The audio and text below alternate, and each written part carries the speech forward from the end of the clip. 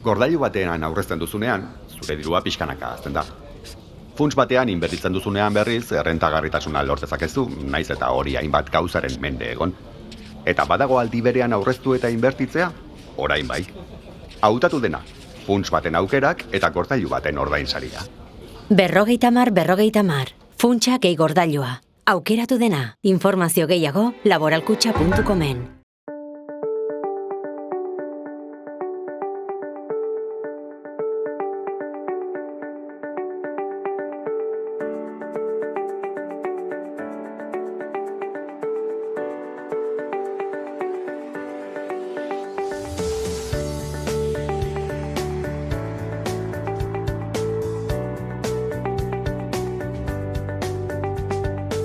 Kaixo eta ongitorriak saio berri batera, gaur urtarrilak 29, asteazkena, bi elkarrizketa berri izango ditugu.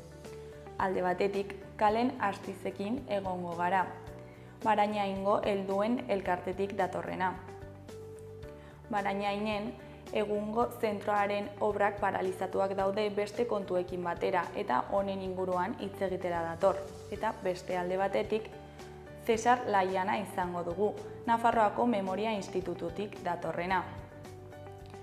Cesarrek bi gai aurkeztuko ditu, alde batetik 3526 izartxo izeneko erakusketa eta beste alde batetik Mugarantz izeneko dokumentala.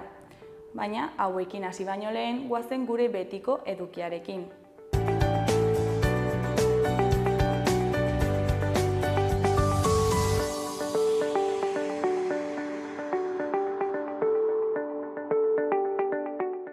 Goazen gaurko efemerideak ikustera. Gaurko egun batean, 1573an, Gipuzkoako alkateek idazten eta irakurtzen jakin behar zutela berretsi zuen Espainiako Felipe bigarrena erregeak. Urte batzuk geroago, 1912an, emakumeek gidatutako greban ohalgintza sektoreko milaka langileek manifestazioa egin zuten Aebetako Massachusettsen. Egun berean, baina 1981 urtean, Ryan Lemoizko zentral nuklearreko ingeniari nagusia baitu zuen eta militarrak. Eta bukatzeko 1986an, 4 emakumeren ekintza zuzena, Britainiako armadaren hegazkin bat hondatu zuten Mayukadaka.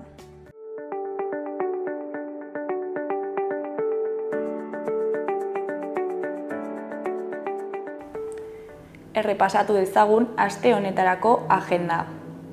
Ostiralean, Aizpa Beltza liburuaren aurkezpena egongo da Katakraken. Josune de Goñi Garziak Aizpa Beltza liburua aurkeztuko du Katakraken arratsaldeko 7etan. Aizpa Beltza barruan daramagun itzalari buruzko hausnarketa poetikoa da.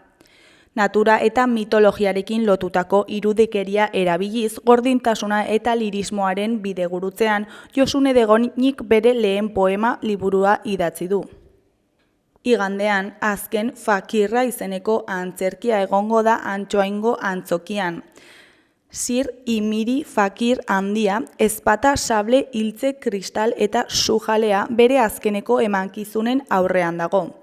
Historiako azken fakirra izango alda. Edo bere ilobari elkarbanatuko dio bere jakinduria guztia jubilatu aurretik. Bere ilobak miresmen ikaragarria dio Sir Fakir osabari, baina izugarrizko beldurra die hiltze, laban, sua eta mina egin diezaiokeen edozein objekturi. Azken fakirra arratsaldeko 6etan Antsoaingo antzokian.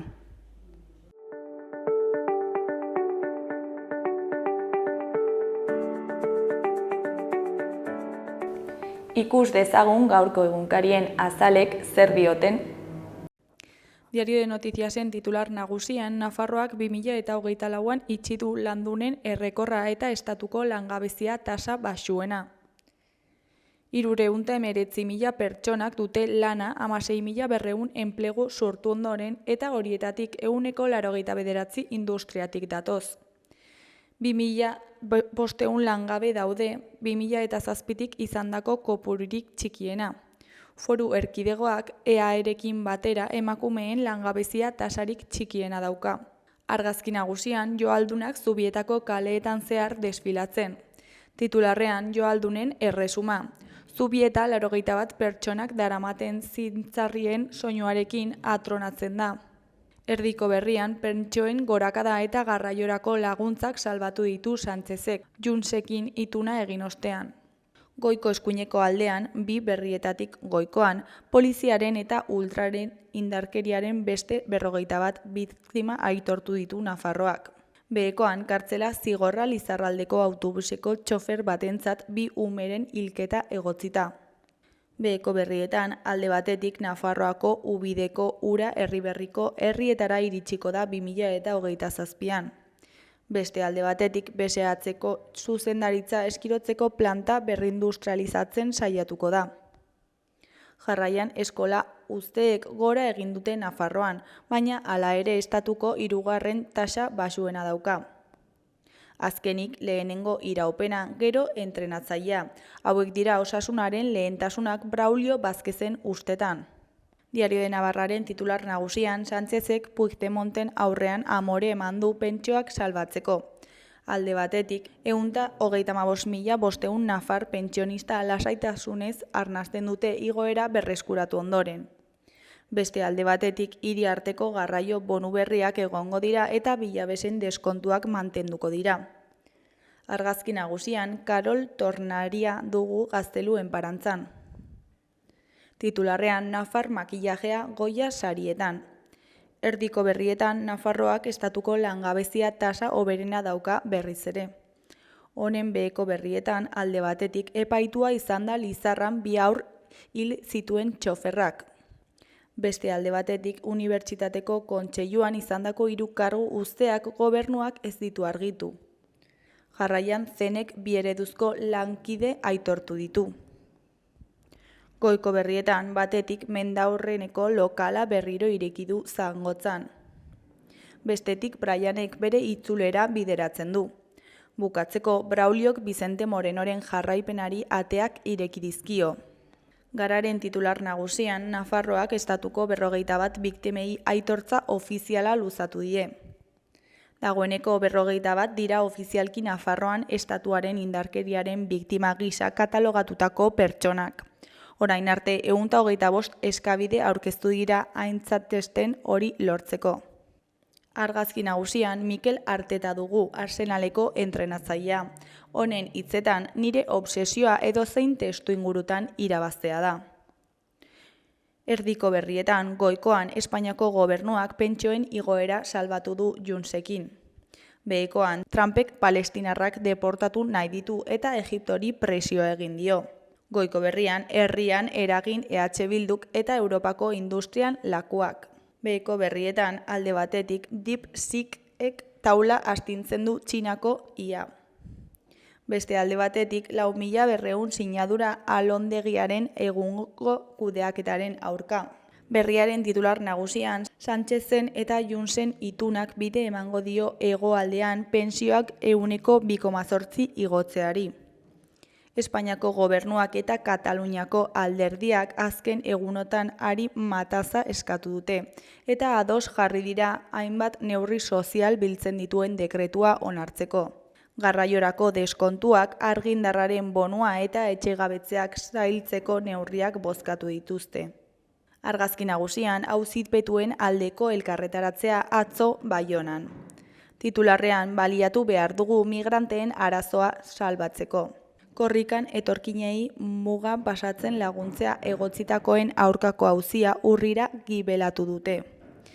Fernat Perreten hitzetan, erresistitu behar dugu. Beheko argazkian, behe banda idazle gazteen ekitaldia. Beheko gainontzeko Berrietan, ezkerrekoan isunak kendu dizkiete ertzainei euskaraz hitz egin ondoren zigortu zituzten bilagunei. Eskuinekoan, Nafarroako gobernuak Espainiako estatuaren eta eskuin muturraren 51 biktima aitortu ditu. Goiko Berrian, Txinako adimen artifizialeko DeepSeek aplikazioak dardarka utzi ditu AEBetako konpainiak. Eskuineko Berrietan, alde batetik, Martin Montañez eta Zigor Egia Nafarroako eta Euskal Mendi Federazioetako presidenteen hitzetan, mendizaleek federatuek bat egin behar dute batasun espiritualarekin.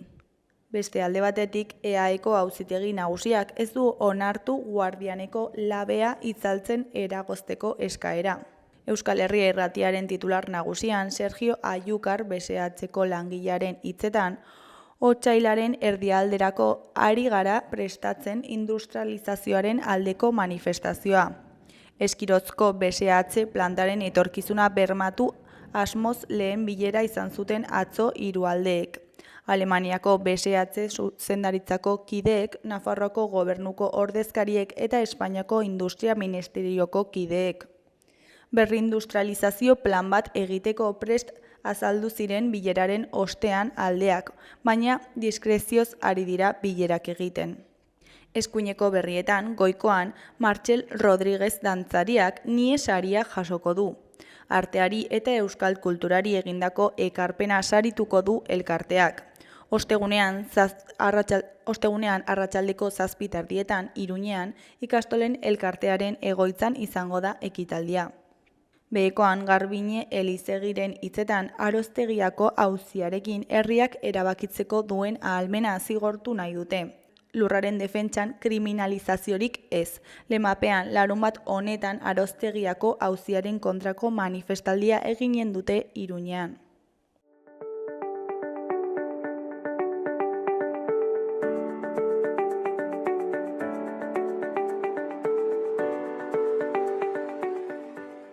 Kaixo, lehen aipatu dugun bezala, orain kaleen astizekin gaude. Kaixo, zer moduz? Kaixo, egunon. Bueno, Barañaingo helduen egoitzatik zatoz, ezta? Eta, Barañaingo paralisiaren arazoagatik zatoz. Bai. Eta, kontatu iguzu pixkat zer gertatzen den, jarri guzu testu inguruan. Gu gara adinekoen elkarte bat, osatu genuen duela 5 urte, Larrain elkartea, eta hortik geroxeago sortu zen pentsiodunen mugimendua. Eta badaramagu urteak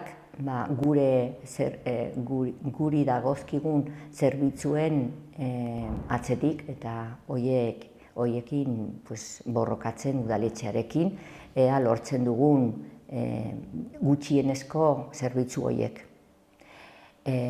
Barañain bada herri bat, non ia 20.000 biztanle dituen, eta horietatik 4.500 badira 65 urtetik gorako biztanleak, 125 egiten dute, baino 60 urtekoak berriz badira 6.000 eta piko biztanle, eta goaz 132. Horrek garbi uzten du zenolako hazkuntza dagoen helduen herritarren artean. Eta berriz kontraste handia egiten da, alderatzen badugu ze zerbitzuak ditugun herrian adineko pertsonei begira. Ez dugu ez da eguneko zentro bat, ez dugu zaharretxerik, jendeak behar duenean zerbitzu horiek erabili, eguneko zentroak Iruñan edo Iruñerrian dauden zentroetara jo behar du, eta gero gehiago, laguntza gehiago behar duenean, Nafarro osoko zahar egoitzetatik dago Barañaingo biztanleria. Eta, hori oso keskatua da egoera. Eta eguneko zentroa eta zaharretxearen paralisia ez da Barañainen gertatu den bakarra, ez? Beste batzuk daude, adibidez, bez ofizialeko etxe bizitzak ere, lagunakiko graden moldaketa, ez da? Bai. Badaramagu legealdi honetan, eta atzetik datorren joera da, non gauza asko ikusten da geldirik erantzunik gabe daudela, ez? Hor garbi dago, hori etxe bizitza, babesa ofizialeko etxe bizitzak, berez nasubintzak egindakoak, baina bere garaian konbenio bate izan zen udaletxearekin, horiek nasugintzak egiten zituela, baina gero udala gestionatu beharko zituela. Eta denbora guzti horretan, udalak egin behar zuen bere bete beharra ez du bete, eta orain etxe bizitak bukatuta daude, eta ezin dira ja martxan jarri, udalak egin behar zuen urbanizazio perimetrala edo hori ez duelako bete. Eta oraindik daude, ea hori egiteko proiektua martxan jartzen, orduan dena atzeratzen da. Eta hori ez doa aurretik, etxe bizitzak egin, baina lehen. Edo batera, baina ez bukatu arte guztea. Badirudi Nasugintza gainera joan dela bere abisuak ematen, hori egin behar dela, badoazela aurrera etxe bizitzak, baina iritsi da momentu honetan eta horrela daude gauzak. Eta etxe bizitza horiek ziren erdia gazteentzat eta beste erdia adineko jendearentzat. Orduan horiek denak denbora guzti honetan gelditzen dira etxe bizitzari gabe. Gero ere eskatu behar zituzten diru laguntza asko, galdu egin dira, ez dituztelako epeak bete? Bai, bat bestearen atzetik, eta proiektu asko gelditu dira bete egin gabe, ez dutelako garaiz beraien eskaerak edo udalak egin behar dituen gestioak edo bete gabe. Eta eguneko zentroarekin beldurra hori daukagu, berriro ere hori ere galdutuko ote duten. Badago beste arazo bat ere lagunakiko gradetan, hori badirudi horiek martxan jarri behar zirela eta atzeratu egin da eta galduko da ere hortarako egin behar ziren presupuestoak edo. Bai, ez direla bete epeak. Epeak ez direlako bete. Eta nola dago giroa Barainainen? Jendea dago, haserre, jende batzu daude kezkatuta, zergatik, zer gertatzen den edo zer eta gertatzen ari da guzti hau. Gainera, jende guztia, arlo guztietatik joaten da udaletxera, eta ez dago erantzunik. Dena usten dute begiratuko dugu, ikusiko dugu, eta eskaera guztia gelditzen dira hor airean. Inork ezaki zergatik ez diren epeak betetzen, zergatik ez diren obrak. Ez dago justifikaziorik, ez dago arrazoitua, ez dago azalpenik zergatik kasu guztietan zergatik ez diren betetzen. Badaude etxe bizitza bat, rascacielos etxe bizitzak ere, eta hango garajeetan arazoak daude udalak urbanizazioa egin zuelako eta horren ondorioz, eta bizilagun guztiak oso haserre daude eta joan dira behin eta berriro udaletxera, ea nola konpontzen den, edo konponketa horiek, garaje horietan dauzkaten arazoa konpontzeko, noren ardura den, eta hor dago, gelditzen da konponbiderik eman gabe. Eta denbora asko daramatzazue horrela? Horrela, bai. Aurreko legealdian ere ikusten zen, baina oraingoan, azkeneko 2 urteetan, ikusten da agerian gelditzen ari da dena askoz ere argiago. Eta zuentzako zehazki zahar zentroa eta eguneko zentroaren obrak, zer garrantzi dauka zuentzako? Izugarrizkoa, lehentasunezko gauza. Eguneko zentroaren proiektua ja aurreko legealdian 2021 batean ja jarri zen martxan proiektua. Atzeratu egin zen obren hasiera, baina gero ja obrak hasita berehala gelditu egin dira. Berez, obrak ez ziren toki egokian bideratu. Herritar gehienok ez genuen ongi ikusten. Toki hori ez zen egokia, baino hala ere, enpeinatu ziren, eta hori aurrera zijoala, guk ere esan genuen izango da ezer baino hobe hori aurrera ateratzea eta horren atzetik ibili gara, bai? Denbora guzti honetan. Baina denbora atzeratzen zen behinean, joan gara horren atzean azalpenak eskatzen eta inoiz ez dugu lortu. Eta orain 2 urte pasata gero, oso haserre egonda, orain oso kezkatuta gaude. Ikusi dugu, ikusten ari gara, hori ez duela berreki egiteneko itxurarik. Eta badakigu proiektu hori egin zuen arkitektoa kanporatu egin dutela, proiektua berez ez zuen betetzen legez bete behar diren gauzak, eta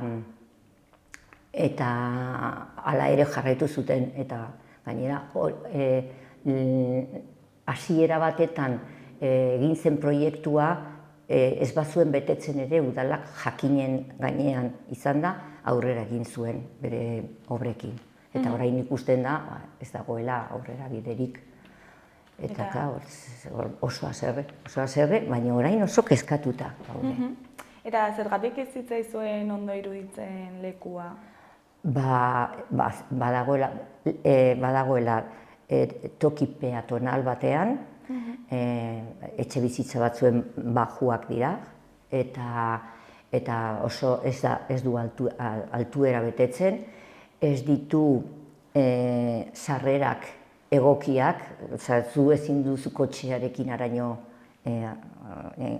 gerturatu, eta gainera toki hori betetzen zuten herriko kultur taldeak beraien ekintzak eta antolatzeko, eta bere egoitza zen.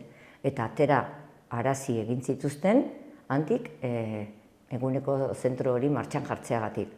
Orduan, hasiera batetan izan genuen ere gure desadostasuna, eskatuz beste toki batean egiteko, baina aurrera jarraitu zutenez bai gure eskaeraren gainetik eta bai beste talde guzti horien gainetik, gero beste hortik jarraitu zuten. Eta beste taldeak ez zituzten sartu igual beste egoitza batean? Eta utzi zituzten kanpoan, hitza eman zieten beste toki bat egokituko zietela, baina oraindik esperoan daude, beste toki hori egokitzeko. Eta, pasaren astean, hasi zineten mugiarazten, ez, salatzen, eta Gainera badaukagu beste gai bat oso interesatuta gaudenak, esan dugunez, ez dugu zahar egoitzarik, eta badago, inoiz eskatzen dugu horren inguruan, ia ze proiektuak edo ze asmoak diren, eta ez dugu jasotzen inolako gauza argirik, udaletxetik.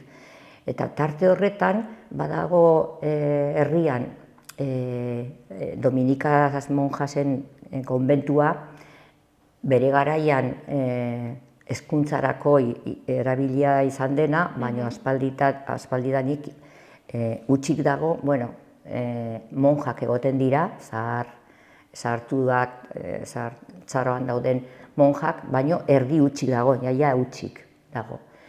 Eta garai herriaren erdi-erdian dago, eta orain eskatu dute beraiek hezkuntzarako bideratutako egoitza izatetik gizarte zerbitzuetarako erabiltzeko, eta udalari eskatu diote aldaketa hori egiteko, beraiek daukatelako asmoa horrekin zerbait egiteko hori edo residentzia edo eguneko zentro edo lako. Hori eskatu dute monjek? Monjak eskatu dute. Orduan guk esaten diogu udaletxeari orain dela momentua, orain dela unea, beraiekin harremanetan jarri, negoziatzen jarri, eta badakigu udalak ezingo zuela horren ardura osoa hartu. Badakigu Nafar gobernuak ere parte hartu beharko lukeela olako negoziazio batetan.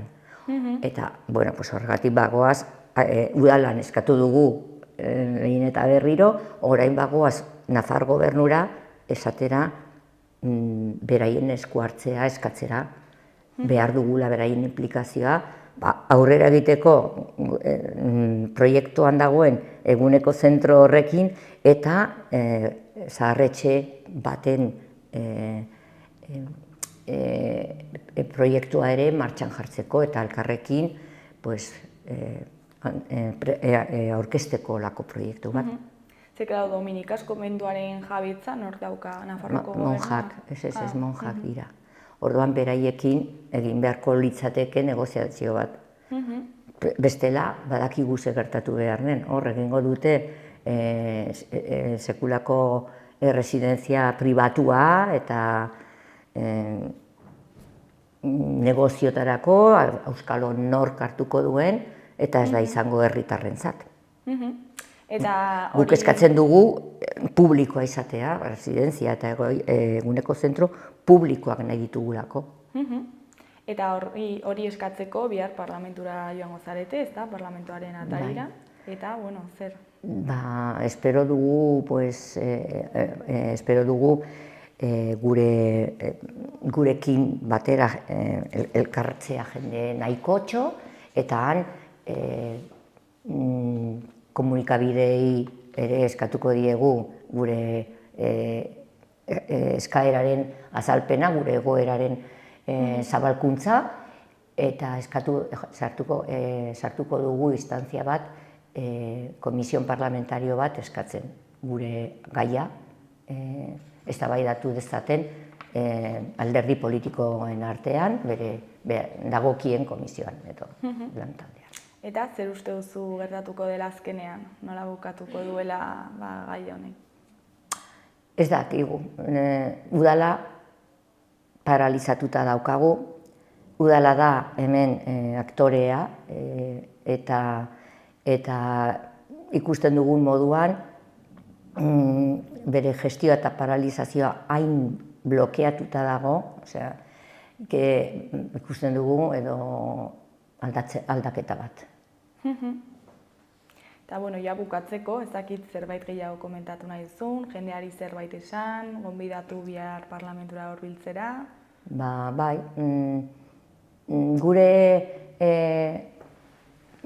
gure asmoa da behingoz gure gaia entzutea. Eta behingoz udalean dagoen paralizazio hori apurtzea. Eta uste dugu pausu honekin indartzen dugula pixka bat gure eskaera, gure salaketa. Orduan, hori, ea gertatzen den zerbait udaletxean. Bueno, Kalen, mila esker gurekin hitz egiteko tartetxo bat ateratzeagatik, Eunera platora hurbiltzeagatik, eta ea zer moduz joaten den bihar kontatuko diguzu. Espero dugu, eskerrik asko.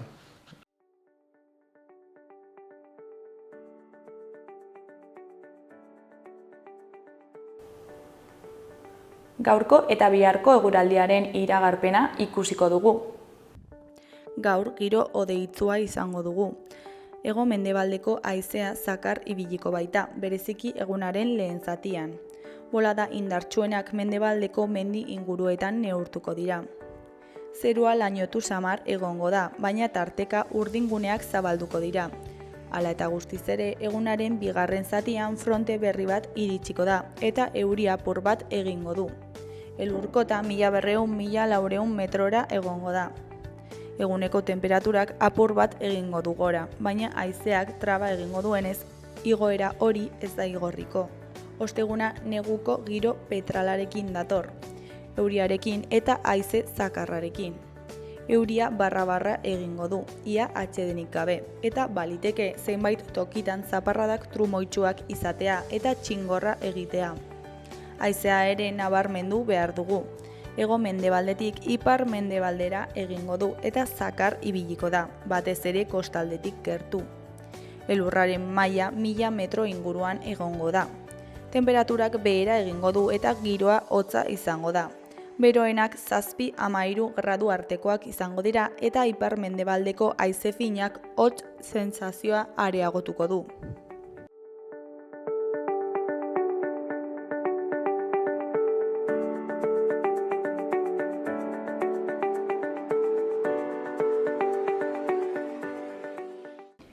Kaixo, lehen aipatu dugun bezala, orain Cesar Laianarekin gaude, Nafarroako Memoria Institutotik datorrena. Kaixo, zer moduz?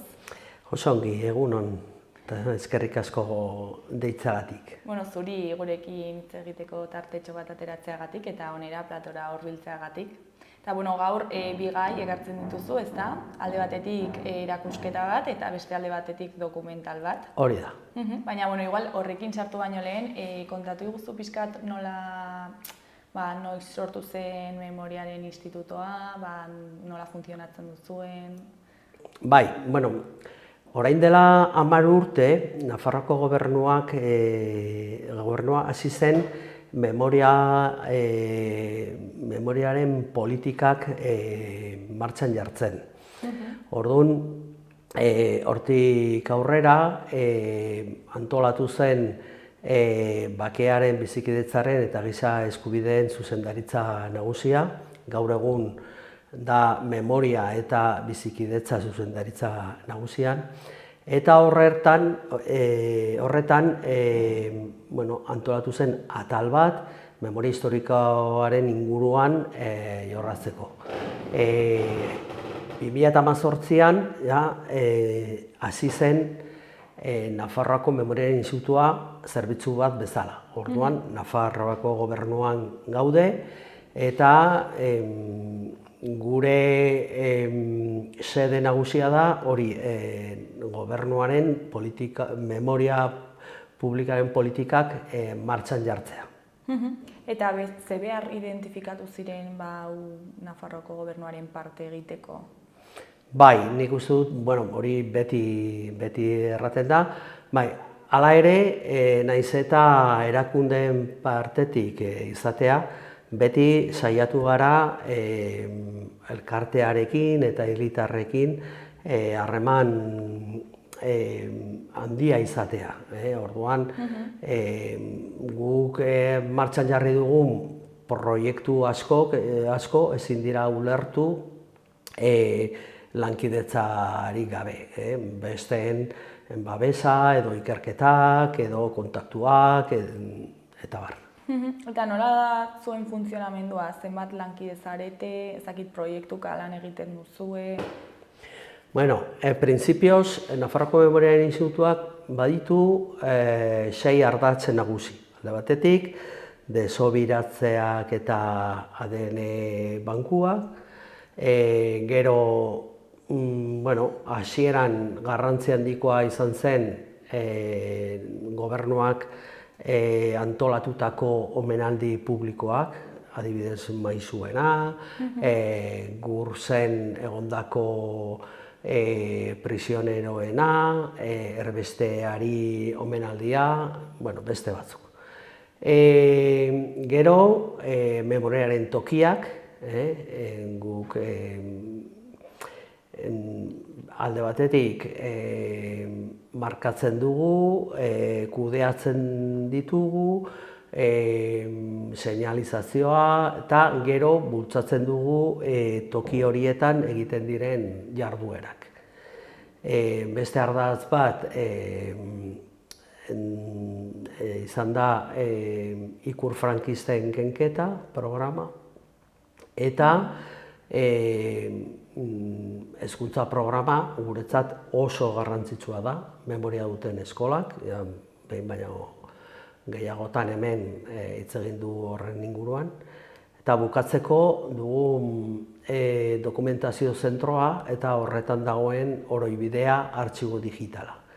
Orduan, nolabait 6 ardatze nagusi dira horiek. Eta horrez gain egiten dira jarduera asko difusioarako, memoriaren difusioarako. Hau da, erakusketak, gero ikusiko dugu, dokumentalak, hitzaldiak eta bestelako jarduerak. Eta orain, bueno, hau ez da zer ikursirik asko zuen tal, baina da galdera bat daukadalanik. Erorien monumentuko ikur frankistak zuek horiek entzen dituzte? Ez, bueno, horren kudeaketa Iruñeko udalean eskutan dago. Eta hortik bai badago harremana, baina printzipioz akordio politikoa alderdien kontua izan da, eta gero kudeaketaren ardura Iruñeko udalearena da. Haiek igual izango dute haien, ez dakit, memoriaren instituto propioa edo... Bueno, en printzipioz planteatu den da memorial bat, da faxismoaren kontrako memorial bat, eta kontuan hartzen da, gero Nafarroako Memoriaren Institutua eta osora zuzendaritza nagusia, memoria eta bizikidetza zuzendaritza nagusia izango duela bere esparru propioa Rozalejo jauregian. Eta, bueno, esan bezala, erakusketa bat eta dokumental bat dugu, erakusketa 3526 izartxoarekin deitzen da, eta, bueno, hasiko gara igual izenarekin, nondik dator, ze horrela izen bitxia. Bueno, batzuetan berezia egiten da erakusketaren izena. Eta, bueno, batzuetan gabiltza zenbakiak gora, zenbakiak bera, eta gaur egun Nafarroako Unibertsitate Publikoaren dokumentazio funtsa, memoria historiko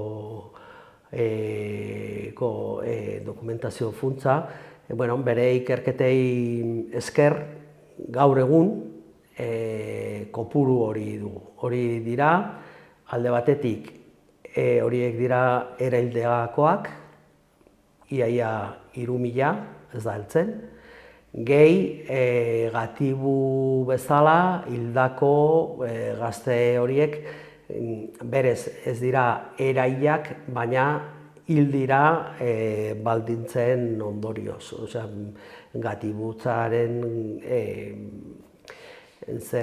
bizi baldintzen ondorioz. Orduan, osora gaur egun 3526 dira, baina ikerketak abian daude eta gerta liteke zenbaki hori, kopuru hori gorantz joatea, ez da gehiagia mugituko, baina gerta liteke. Osea, orduan jarri duzu hori, badazpada aldatzen bada. Badazpada ere, bai. Aldakorra izan dela, nolabait azpimarratzeko. Eta, zer irudikatu duzue erakusketa honetan? Erakusketa hau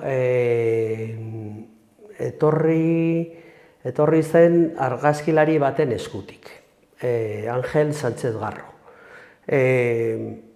Angel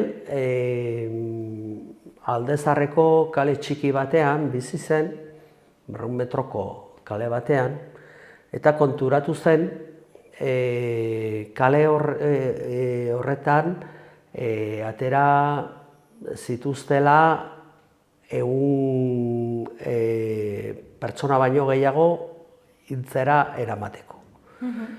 Eta txikitan, berak ikusten zuen,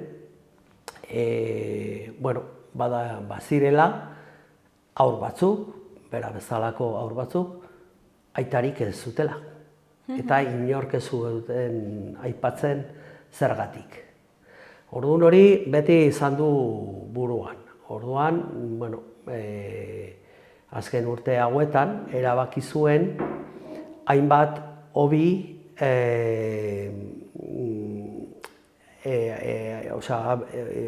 argazkiak egitea. Orduan, aukeratu zituen 39 hobi, kontuan hartu behar dugu Nafarroan zehar badaudela 200 hobi baino gehiago, horietatik aukeratu zituen 39, horien artean garrantzitsuenetarikoak, kopuru aldetik, baina beste aldetik, berak aukeratu zituenak. Nahiko alde horretatik proiektu pertsonala izan da. Eta orduan, bilatu zuen nolabait oreka geografiko bat, orduan Nafarroako eskualde guztiak irudikatzen ditu.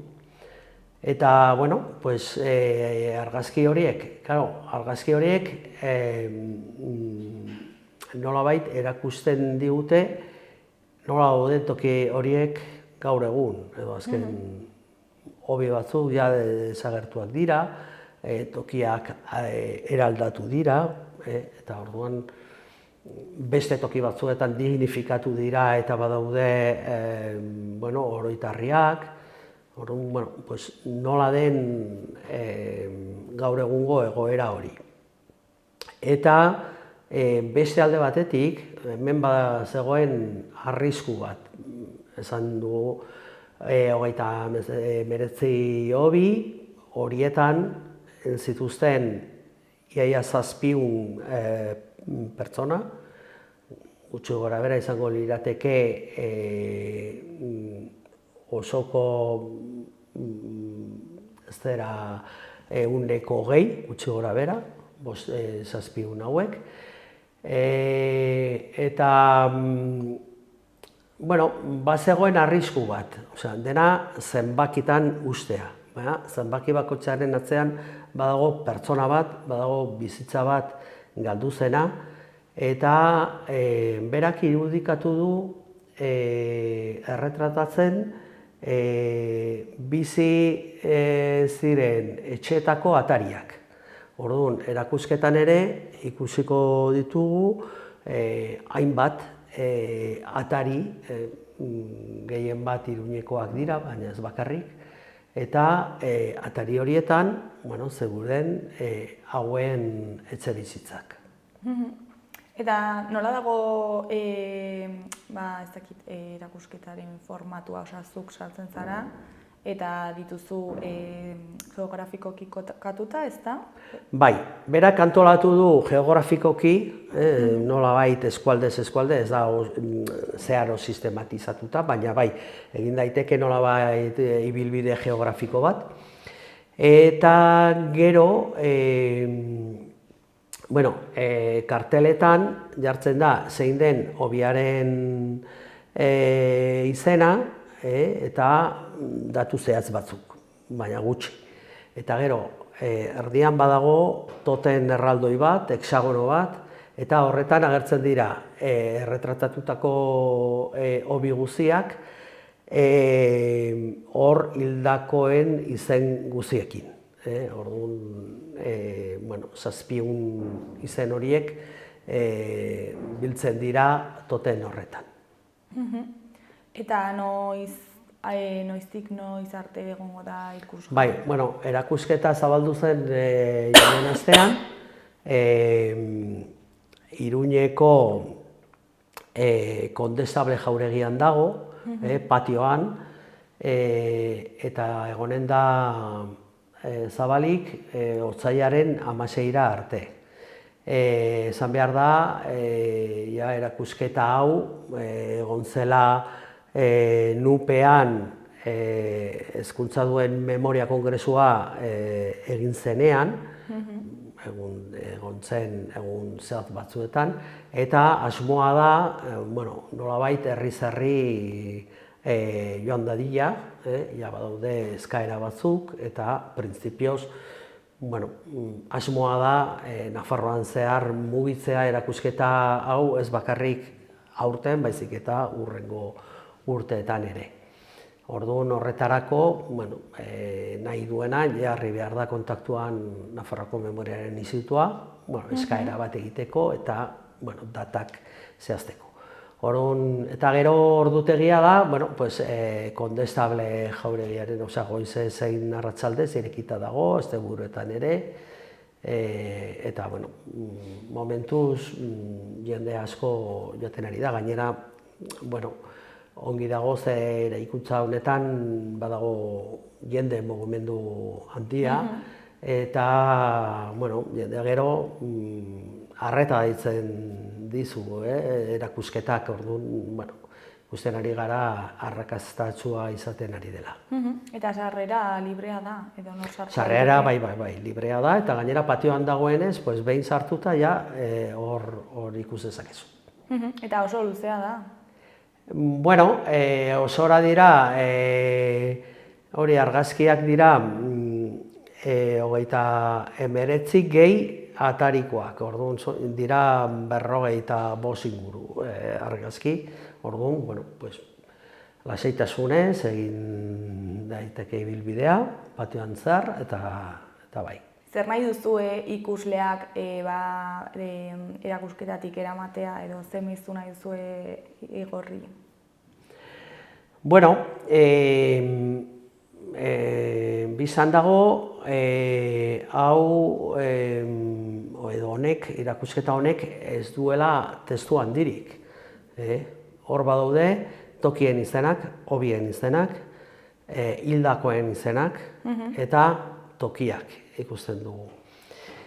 Beraz, hor ematen du bide norberak bere ondorioak ateratzeko. Eta, bueno, nik uste dut, azken urte hauetan, gero eta gehiago, garrantzi handia da, bortizkeriaren inguruan hausnartzea.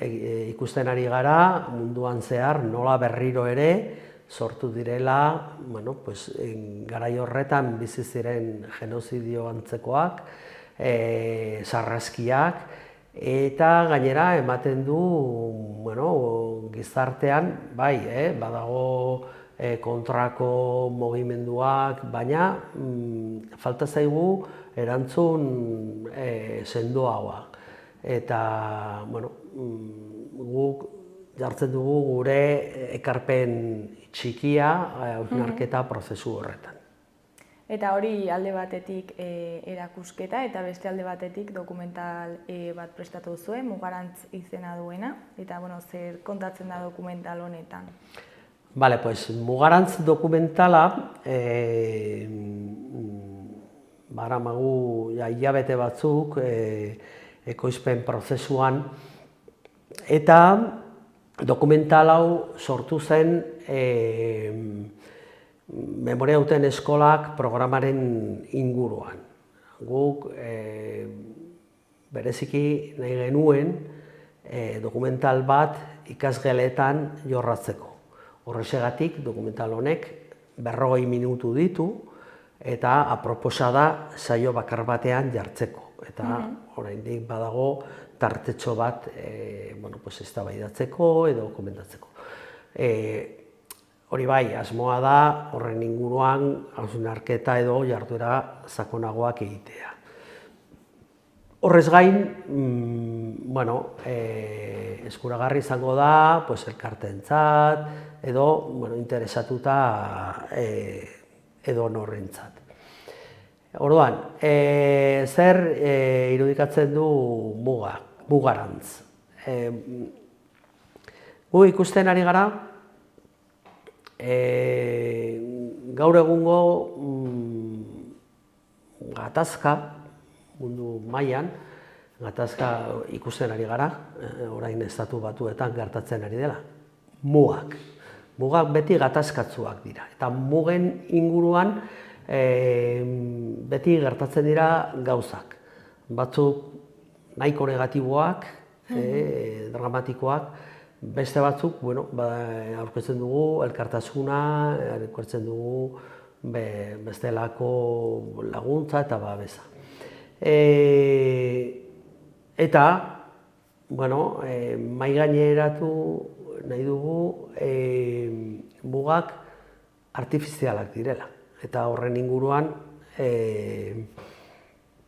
haurnazpen bat egiten da dokumentalean. Mugak artifizialak dira eta horren inguruan hausnartzen da.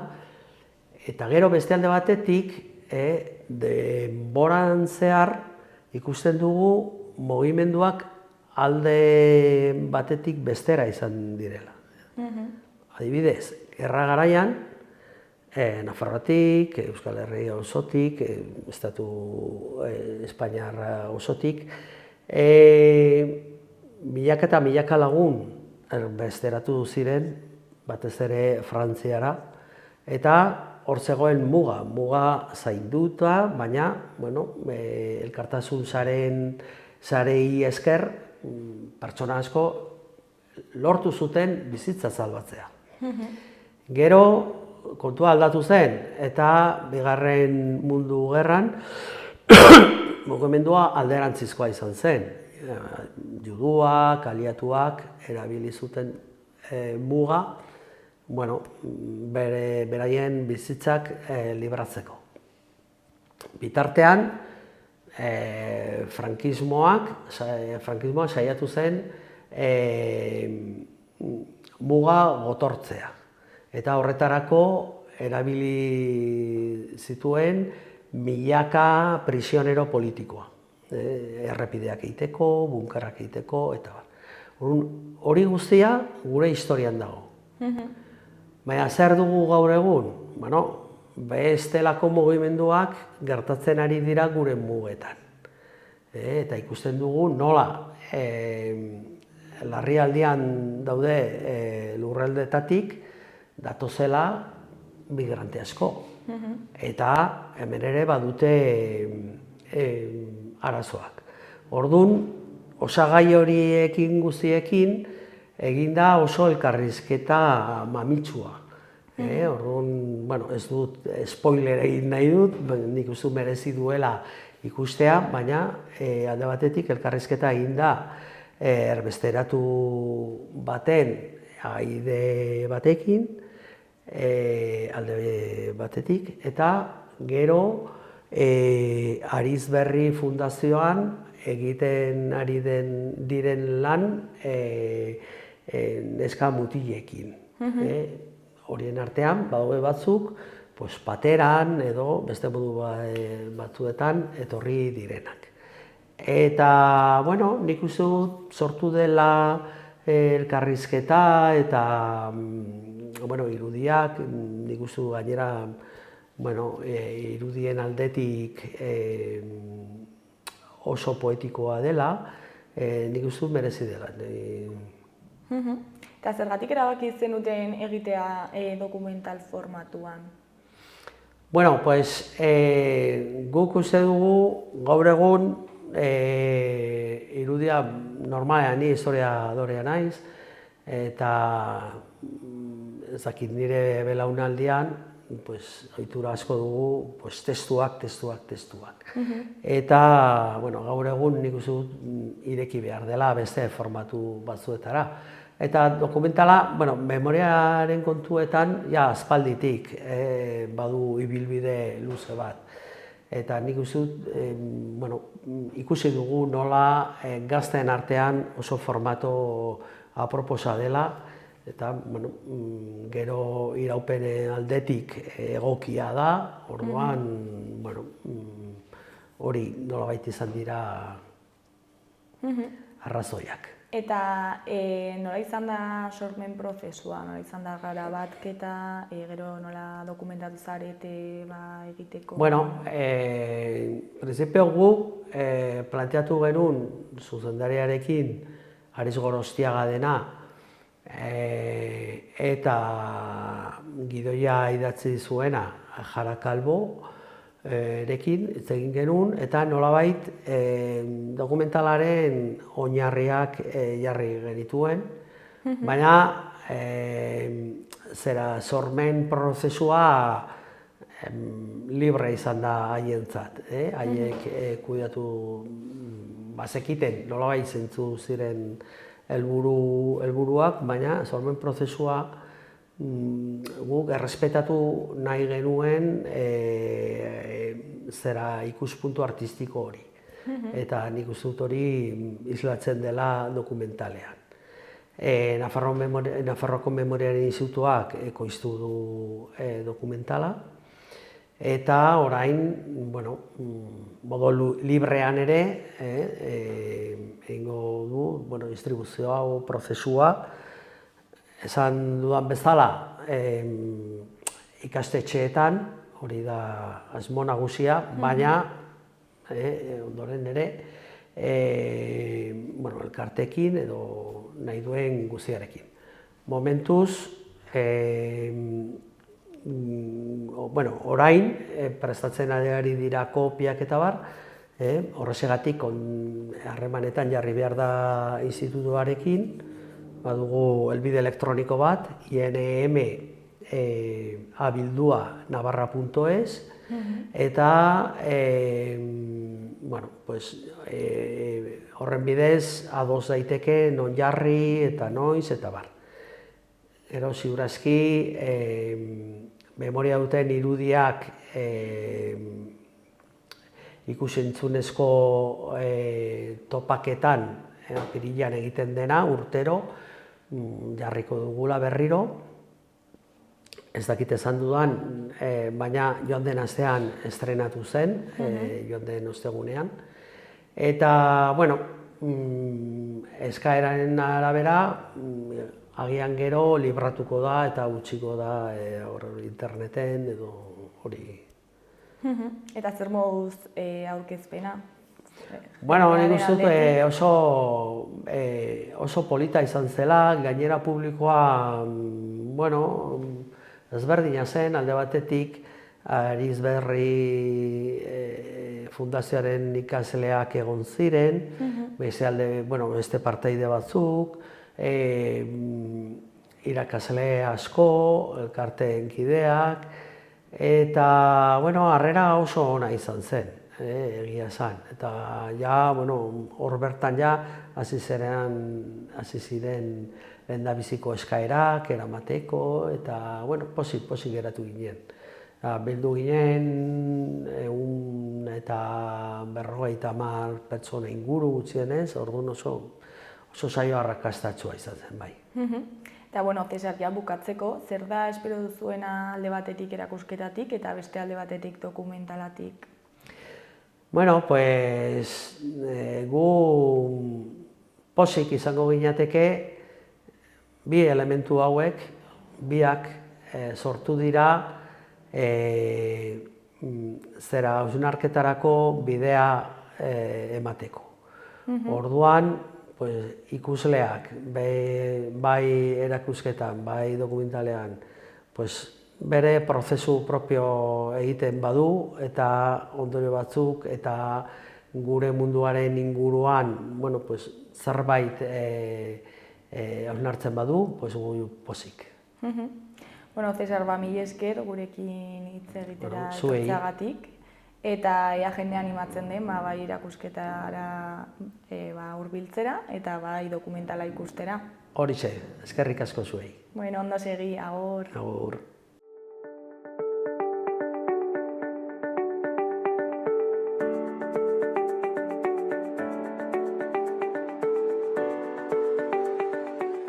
Gaurkoz hau izan da dena, bihar osteguna itzuliko gara eduki eta elkarrizketa berriekin. Mila esker zuen arretagatik, arratsalde ona pasa, agur.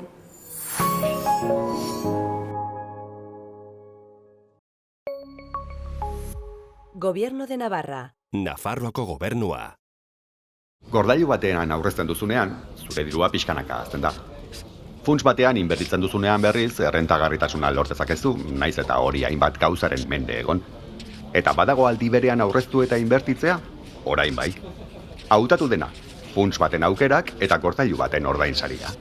50-50, funtsa gehi gordailua. Aukeratu dena, informazio gehiago laboralkutxa.comen.